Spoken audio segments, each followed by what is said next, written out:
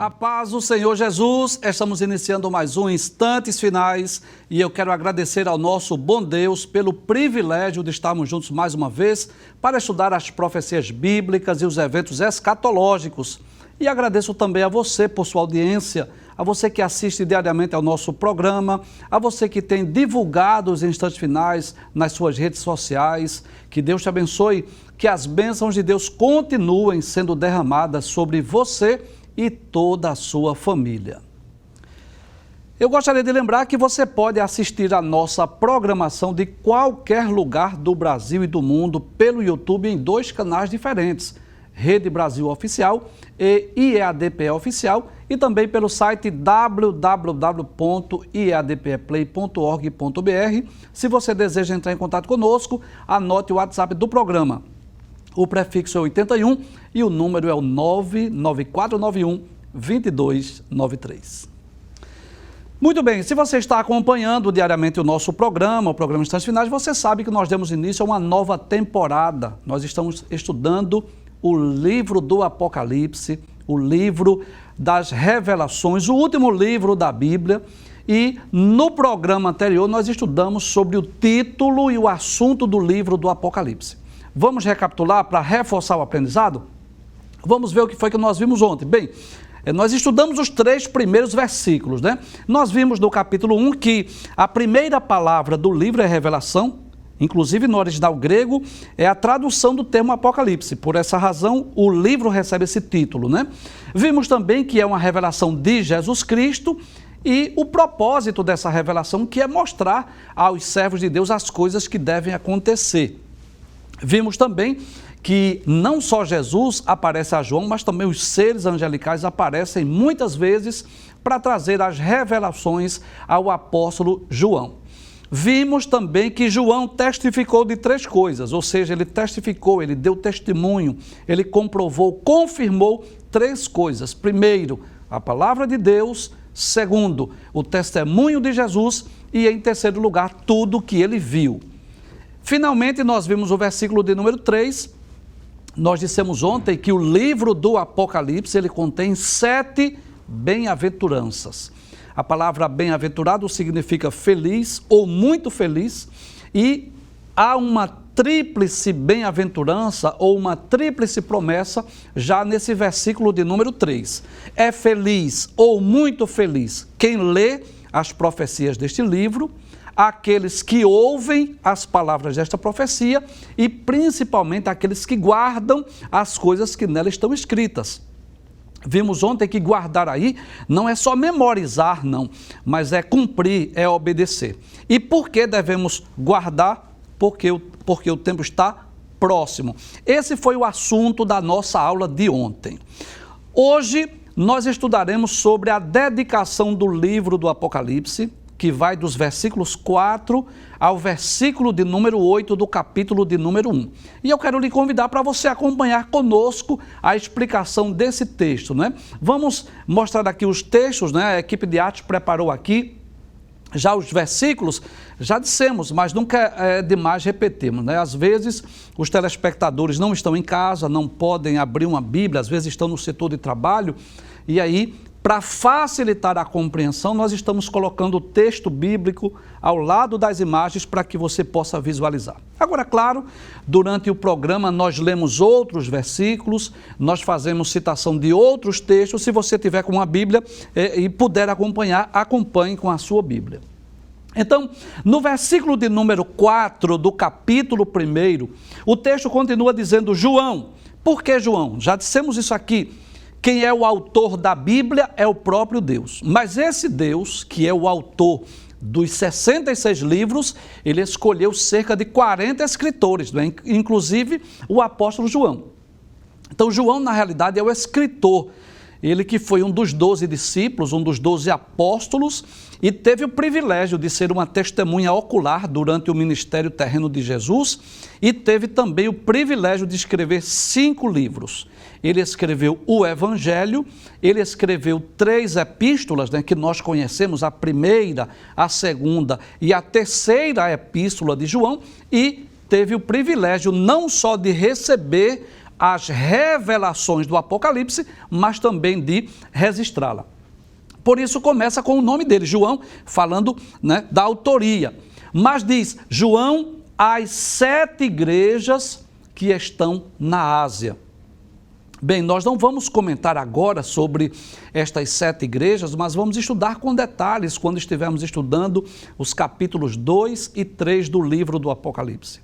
Mas eu gostaria de antecipar dizendo que estas 7 igrejas foram os destinatários originais.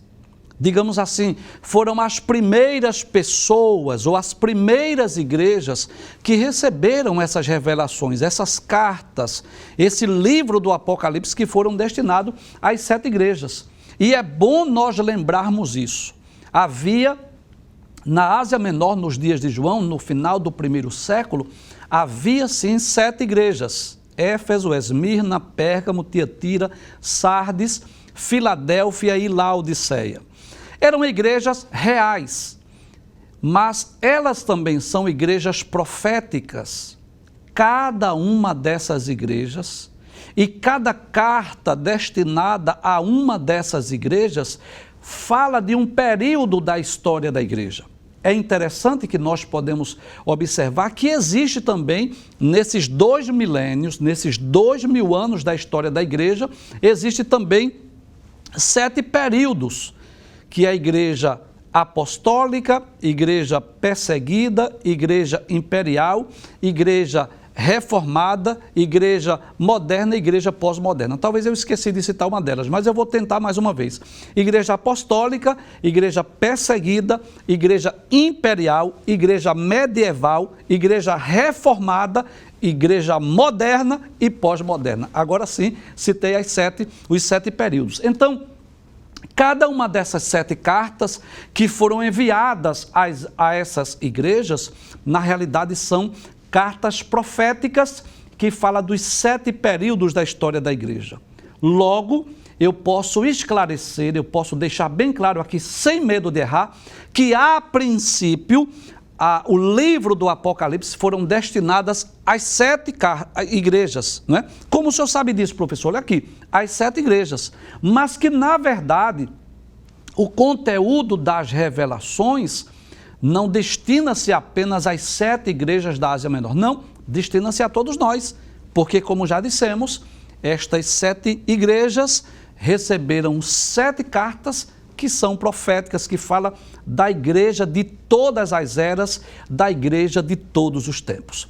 Então João diz, João, às 7 igrejas que estão na Ásia, ele diz, graça e paz seja convosco. Então isso era uma saudação comum, não é? A palavra graça significa um favor imerecido. Então João estava desejando que os seus leitores, que as pessoas ao receberem o livro do Apocalipse, eles pudessem desfrutar de 2 coisas importantes na vida de todo crente. Primeiro é a graça, que é um favor imerecido, mas também a paz. Ou seja, é como se ele estivesse dizendo assim, eu desejo que todos os leitores, todos aqueles que receberem esta carta, este livro, eles estejam também recebendo a graça e a paz que vem da parte de Deus, da parte do Espírito Santo e da parte de Cristo. Vamos ver o que ele diz? Ele diz, graça e paz seja convosco, ou seja, eu desejo que esteja com vocês, da parte, primeiro, daquele que é, e que era e que há de vir. Então, quando nós lemos esse texto, não é, nós temos até a impressão que ele está falando do Filho, de Cristo, por conta dessa expressão, do que há de vir, não é? Mas, na verdade, ele está falando do Deus Pai, porque nessa saudação, se você perceber, vai aparecer as 3 pessoas da Trindade. Então, primeiro, ele diz graça e paz da parte daquele que era no passado, daquele que é hoje e daquele que há de vir. O sentido aqui dessa expressão, referindo-se a Deus, o Pai, é falar da eternidade de Deus, não é? Aquele que existiu no passado, aquele que existe no presente e aquele que sempre existirá.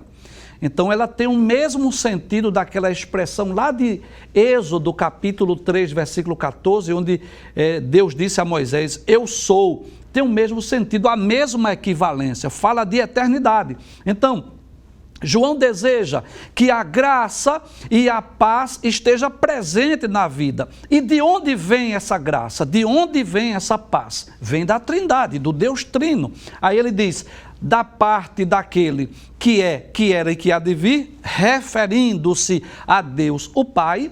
E ele diz, e dá dos 7 Espíritos que estão diante do seu trono, não é? E eu já gostaria de esclarecer aqui, nós vamos voltar a falar sobre esse assunto em outros textos.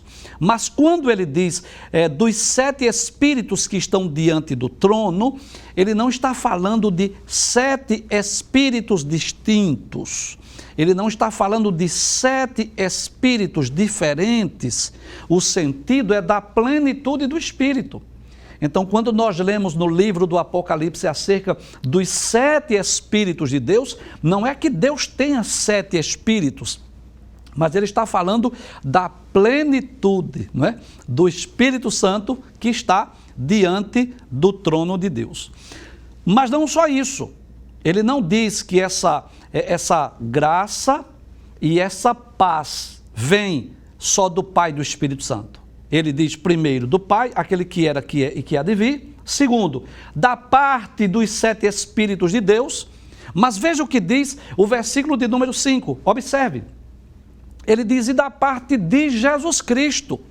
Ou seja, João menciona a Trindade, o Deus Trino. Nós já tivemos oportunidade de, respondendo perguntas aqui dos nossos queridos telespectadores, nós já tivemos oportunidade de explicar sobre a doutrina da Trindade, não é? Deus, só existe um Deus, mas que esse Deus subsiste em 3 pessoas, Deus Pai, Deus Filho e Deus Espírito Santo. E por que é que João diz graça e paz da parte de Deus o Pai, da parte do Espírito Santo e da parte de Cristo?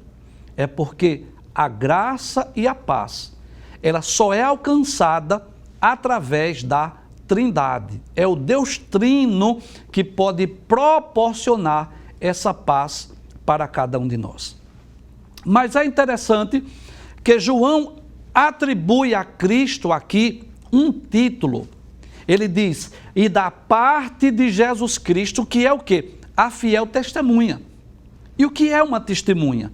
Testemunha é alguém que presenciou, é alguém que viu, é alguém que ouviu alguma coisa. Então, por exemplo, quando é exigida a presença de uma testemunha, sei lá, no tribunal, no julgamento, por exemplo, não pode ser uma pessoa que não sabe de nada, que não viu nada ou que não ouviu nada. Se uma testemunha foi convocada para estar presente num tribunal, por exemplo, então é de se esperar que aquela testemunha tenha visto ou ouvido alguma coisa, tenha conhecimento de causa. Quando João diz da parte de Jesus Cristo que é a fiel testemunha, ele está dizendo que Jesus, ele presenciou tudo. Não é? Todos nós sabemos que Jesus, ele é onisciente, ele conhece todas as coisas, ele conhece o passado, conhece o presente e conhece o futuro. Inclusive, ele sabe o dia da sua vinda, não temos dúvida disso. Então, quando João diz que ele é a fiel testemunha, ele está dizendo que ele sabe de tudo, ele conhece tudo. E ninguém melhor do que Jesus para revelar o futuro, para trazer a revelação do Apocalipse. Por quê? Porque além de Jesus ser onisciente, além de ele conhecer todas as coisas, onde ele habita no céu, ele está, não é? Ele é eterno e como um Deus eterno, claro, ele presenciou todas as coisas desde a criação, então ele conhece desde a eternidade passada à eternidade futura, né? Desde os tempos passados até os tempos futuros, Jesus conhece todas as coisas. Por isso que João diz que ele é a fiel testemunha, ou seja, ele é digno de crédito, nós podemos crer, nós podemos confiar, nós podemos acreditar nas palavras de Jesus. Estas revelações que João recebeu lá na ilha de Patmos, as revelações do Apocalipse, foram dadas por uma testemunha fiel, alguém que nós podemos crer, alguém que nós podemos acreditar, porque ele conhece todas as coisas. Mas não só isso. João diz que ele é a fiel testemunha, mas diz que ele é também o primogênito dos mortos. E talvez você pergunte, ora, se Jesus não foi o primeiro a morrer, por que é que ele é chamado de primogênito dos mortos? É porque ele foi o primeiro a ressuscitar de forma definitiva. Se você está acompanhando os instantes finais, você sabe disso, nós já explicamos sobre a doutrina da ressurreição. E existe aquela ressurreição que é temporária e existe a ressurreição que é definitiva. Qual a diferença? Vamos explicar. A ressurreição temporária foram aqueles 8 exemplos bíblicos de pessoas que morreram, tornaram a viver e depois morreram novamente. Então existem 3 exemplos no Antigo Testamento, né?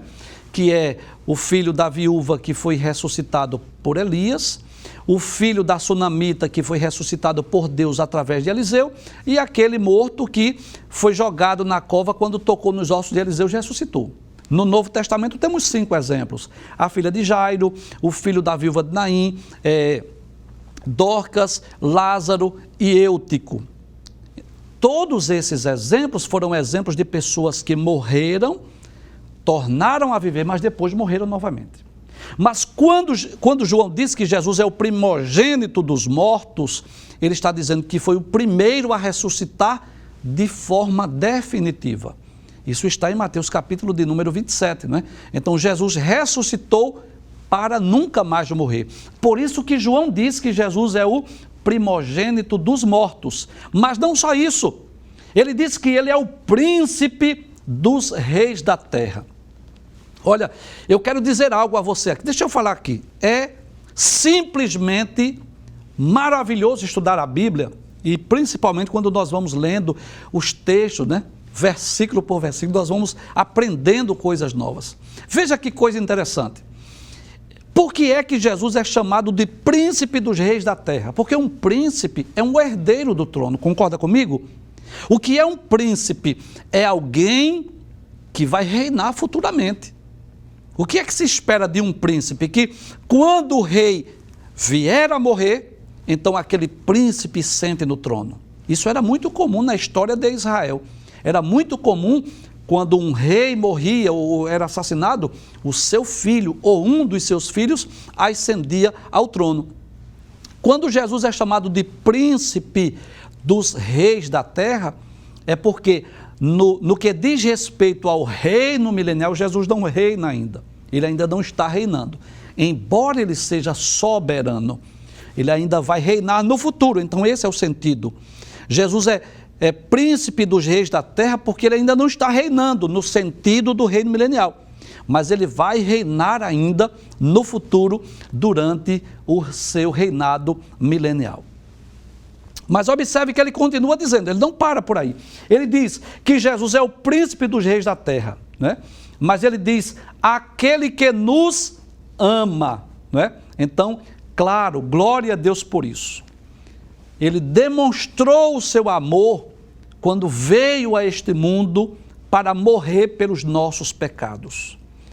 Ele diz lá em Marcos 10:45 que ele não veio para ser servido, mas para servir e dar a sua vida em resgate de muitos. João diz, aquele que nos ama. E eu quero dizer a você que está nos ouvindo, que ele ama a todos. Deus, Cristo ama a todos. E ele demonstrou esse amor quando veio a este mundo e foi até a cruz do Calvário para morrer por toda a humanidade, para morrer por cada um de nós. Ele disse lá em João capítulo 15, versículo 13, ninguém tem maior amor do que este, de dar a sua vida pelos seus amigos. Em João capítulo 10, versículo 11, ele disse, eu sou o bom pastor, e o bom pastor dará vida pelas suas ovelhas. E foi lá na cruz do Calvário, onde Jesus provou onde ele demonstrou o seu amor por nós, quando ele morreu pelos nossos pecados para nos dar direito à salvação e à vida eterna. Então João diz: aquele que nos ama e em seu sangue nos lavou dos nossos pecados. Que coisa gloriosa, não é? João relembra aqui mais uma vez que foi através da morte de Jesus que nós fomos lavados, nós fomos purificados dos nossos pecados. O sangue de Jesus que foi vertido, que foi derramado lá na cruz do Calvário, ele é poderoso para perdoar os nossos pecados. Nós fomos perdoados, os nossos pecados foram lavados através do sangue de Jesus que foi derramado lá na cruz do Calvário. Lá na primeira epístola de Pedro, capítulo 1, versículo 18 e 19, Pedro diz que não foi com coisas corruptíveis como prata ou ouro que nós fomos resgatados da nossa vã maneira de viver, mas com o precioso sangue de Jesus, como de um cordeiro mudo e incontaminado. Na primeira epístola de João, no capítulo 2, versículos 1 e 2, João diz assim: filhinhos, essas coisas eu vos escrevo para que vocês não pequem. Mas se alguém pecar, nós temos um advogado perante o Pai, Jesus Cristo o justo. Ele é a propiciação pelos nossos pecados, e não apenas dos nossos, mas do mundo inteiro. E quando Jesus estava aqui na terra, já aproximando-se o dia da sua partida, o dia da sua morte, Jesus celebrou a Páscoa, Jesus instituiu a ceia, e ele deu pão aos discípulos, disse: tomai e comei, isso é o meu corpo que é partido por vós. Claro, de forma simbólica. Depois ele tomou o cálice, deu aos discípulos e disse: bebei. Esse é o sangue do Novo Testamento, do sangue que será derramado por vós. Isso é o meu sangue que será derramado por vós. Então foi através do sangue de Cristo que os nossos pecados foram lavados, foram perdoados. Então observe, não é, que o texto diz isso, da parte de Jesus, que é a fiel testemunha, o primogênito dos mortos, porque ele foi o primeiro a ressuscitar, o príncipe dos reis da terra, porque ele ainda vai reinar sobre todo o mundo, aquele que nos ama e provou isto lá na cruz do Calvário, morrendo por nós, e em seu sangue nos lavou dos nossos pecados. Vamos ver o que diz o versículo de número 6. Ele diz assim: e nos fez reis e sacerdotes para Deus e seu Pai. E eu gostaria de lembrar aquilo que você já sabe. No Antigo Testamento havia 3 grupos de mediadores. O que é um mediador? É alguém que está no meio.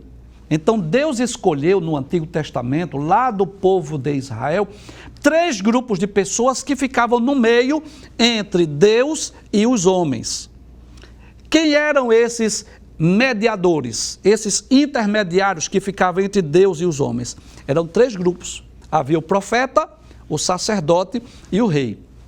Qual era a missão do profeta? O profeta ouvia a palavra de Deus e transmitia aos homens. Quando Deus queria falar com os homens, Deus falava com o profeta e o profeta transmitia a mensagem aos homens. O sacerdote fazia o inverso. O sacerdote ouvia os homens e intercedia por Deus. E o rei era aquele que reinava politicamente sobre o povo. Então eram 3 grupos de pessoas que tinham essa missão, essa responsabilidade de aproximar as pessoas de Deus, de trazer as pessoas para perto de Deus. Quando o povo estava distante, o profeta anunciava a mensagem de Deus, uma mensagem de juízo, para que o povo se achegasse a Deus. Quando o povo pecava, levava os animais, o sacerdote oferecia os sacrifícios para que o povo pudesse ser perdoado. E o rei tinha o dever, tinha a obrigação de conduzir o povo para perto de Deus, de forma que a lei fosse justa, que a palavra de Deus fosse obedecida. Isto era no Antigo Testamento. Mas no Novo Testamento, o que foi que Cristo fez por nós? Diz o texto que Cristo Jesus nos fez reis e sacerdotes para Deus. Ou seja, no Antigo Testamento, nem todos eram mediadores. Mas no Novo Testamento, na Nova Aliança, todos nós somos considerados reis. E por que somos reis? Porque nós vamos reinar com Cristo. A palavra de Deus é enfática. Vamos ver? Abra a sua Bíblia, se você puder. Né? Nós seremos reis, sim, nós vamos reinar com Cristo. Veja o que diz, por exemplo, Apocalipse, capítulo 5, versículos 9 e 10. Diz assim: e cantava um novo cântico, dizendo: digno és de tomar o livro e de abrir os seus selos, porque foste morto e com o teu sangue compraste para Deus homens de toda tribo e língua e povo e nação. Ou seja, os homens foram comprados. Versículo 10. E para o nosso Deus os fizeste. Fizeste quem? Aqueles que foram comprados. Os fizestes reis e sacerdotes, e eles reinarão sobre toda a terra. Glória a Deus. Nós falamos aqui do reino milenial. Nós estaremos reinando com Cristo. Não importa se na presente era, se alguém humilha, se alguém pisa, se alguém não lhe dá crédito, não importa, mas diante de Deus nós somos reis. Nós iremos reinar com Cristo. Vamos ver ainda o que diz no capítulo de número 22, versículo de número 5. Permita dizer algo aqui. É por isso que o crente não pode se considerar um azarado, dizer que nasceu para sofrer, que não tem sorte na vida. O servo de Deus não pode dizer isso. Estamos sujeitos, sim, às intempéries da vida, sujeitos às provações, sujeitos às adversidades, não é? Claro, a vida com Cristo não é só de bênção, de vitória. Mas nós fomos chamados para reinar com Cristo. Cristo nos fez, não é o professor Givanildo que está dizendo, é a Bíblia.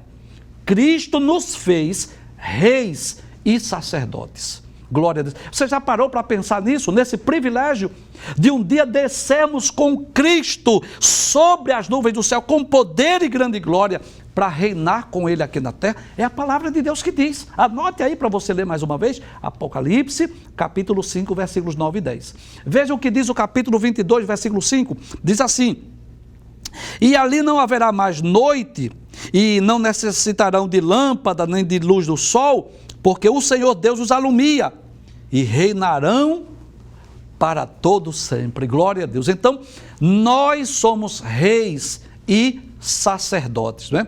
E lá na primeira epístola de Pedro, ainda capítulo 2, versículo 9, né?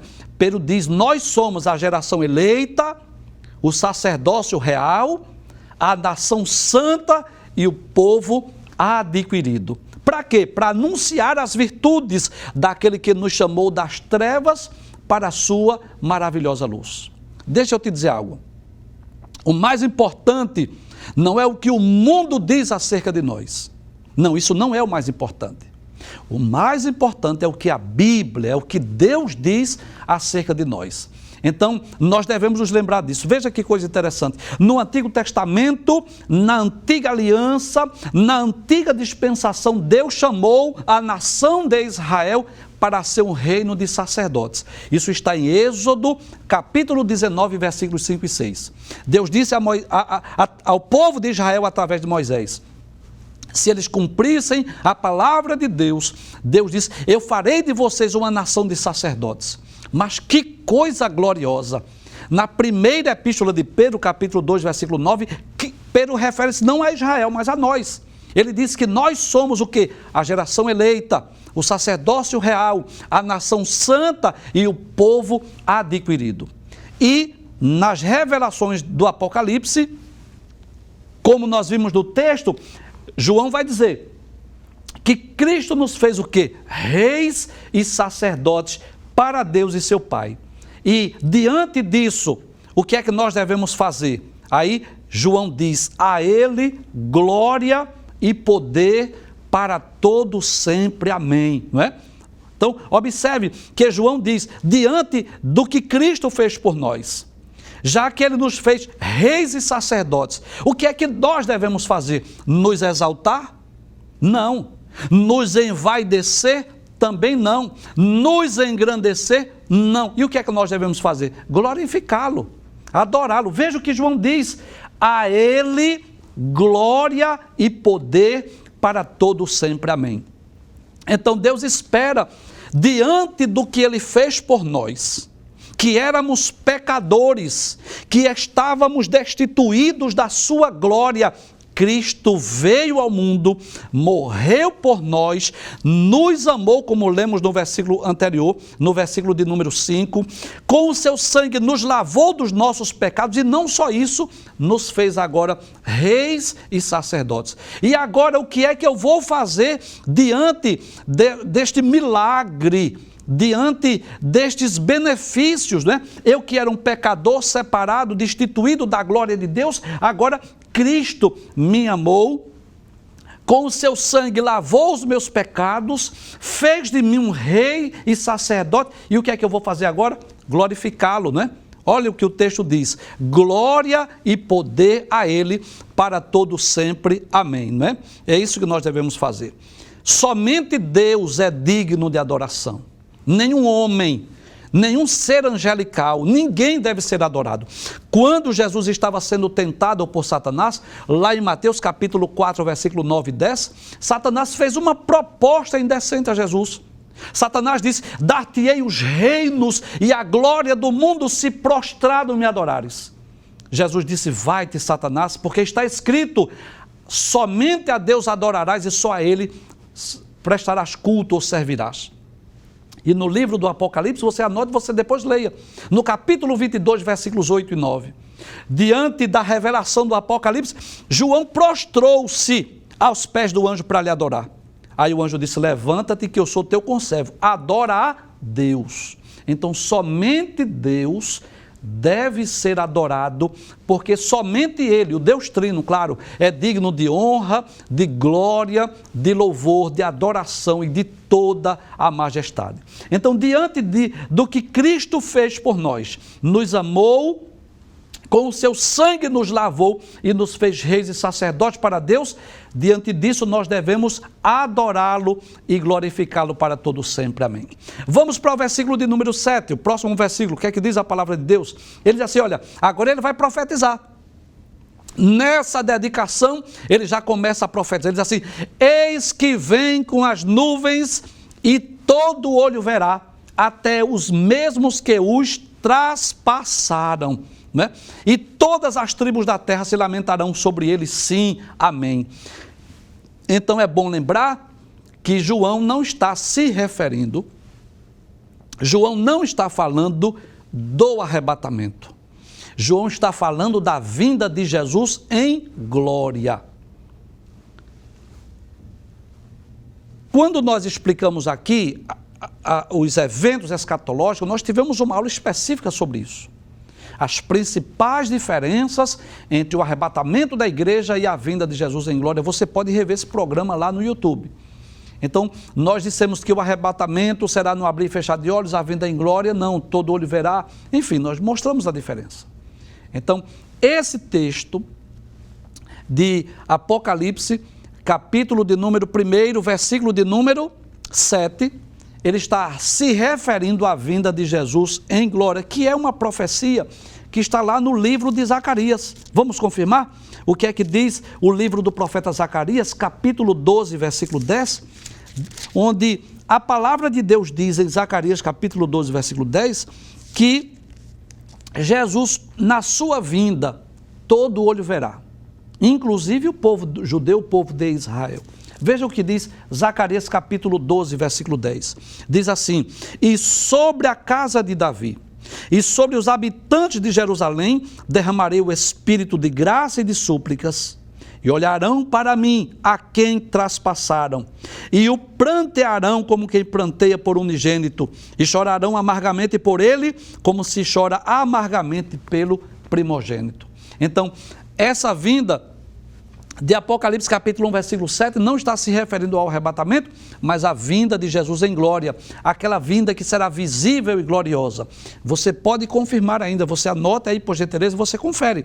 Mateus capítulo 24, versículo 30 e Mateus capítulo 26, versículo 64, que será a vinda de Jesus em glória, né? A vinda de Jesus que será vista por todos, né? Vamos para o último versículo que nós vamos estudar hoje no programa. Deixa eu só reler, por favor, versículo 7, só reforçando. Eis que vem com as nuvens e todo olho verá, ou seja, todos os homens verão, até os mesmos que os traspassaram, ou seja, até os judeus. E todas as tribos da terra se lamentarão sobre ele. Sim, amém. É João profetizando acerca da vinda de Jesus em glória. Hoje, o último versículo que nós vamos estudar é o versículo de número 8. Por gentileza, aí é Jesus quem fala agora.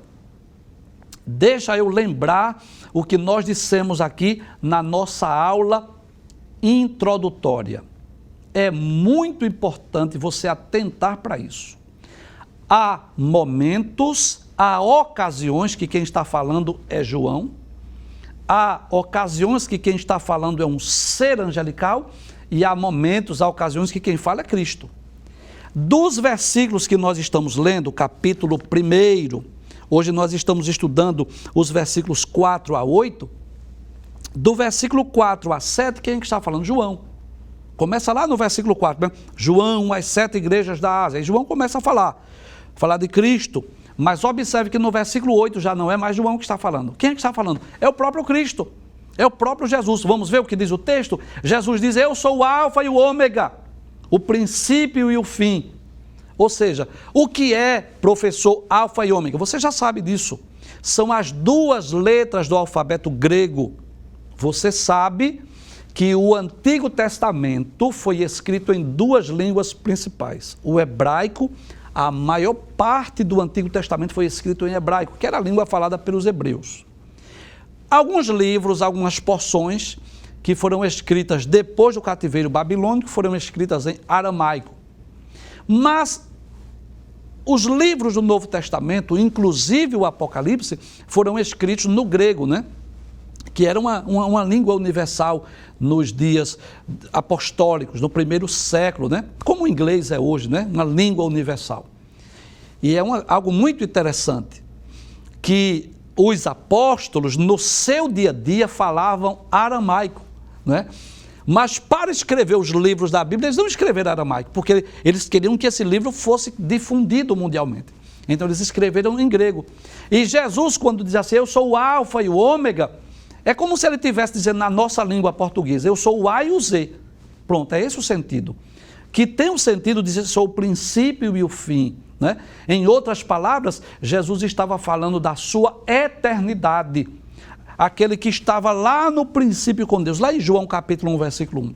E sempre estará com Deus por toda a eternidade. Então, quando Jesus diz, eu sou o alfa e o ômega, né? Em outras palavras, eu sou o A e o Z, o princípio e o fim. Aí ele diz, diz o Senhor, agora não é João, é Jesus que está falando, que é no presente, que era no passado e que há de vir no futuro, né? Então, 3 tempos aí. Jesus está falando de quê? Jesus está falando da sua eternidade. Aquele que é no presente, aquele que era no passado, aquele que há de vir. E isso tem o mesmo significado, né, de Êxodo 13 e 14, né, o eu sou, aquele que era, que é e sempre será o mesmo. E também o mesmo sentido de Hebreus capítulo 13, versículo 8, onde diz que Jesus Cristo é o mesmo, ontem, hoje e eternamente. Mas eu quero concluir o programa, pelo menos essa parte introdutória, com esta expressão aqui. Jesus diz, eu sou o alfa e o ômega, o princípio e o fim, diz o Senhor que era, que é e que há de vir, o Todo-Poderoso. Então Jesus diz, né, que ele é o El Shaddai, o Todo-Poderoso. Há algumas pessoas e algumas religiões que dizem que Jesus, ele é Deus, mas é uma espécie de um Deus inferior, como se não fosse igual a Deus, Jeová o Pai. Mas Jesus deixa bem claro nesse texto que ele é eterno, o que é, o que era e o que há de vir, o mesmo ontem, hoje, eternamente, e ele diz, eu sou o Todo-Poderoso. E Todo-Poderoso aí é o mesmo que o El Shaddai, ou é o mesmo que o Onipotente, o que significa dizer que Jesus é Deus igual a Jeová o Pai.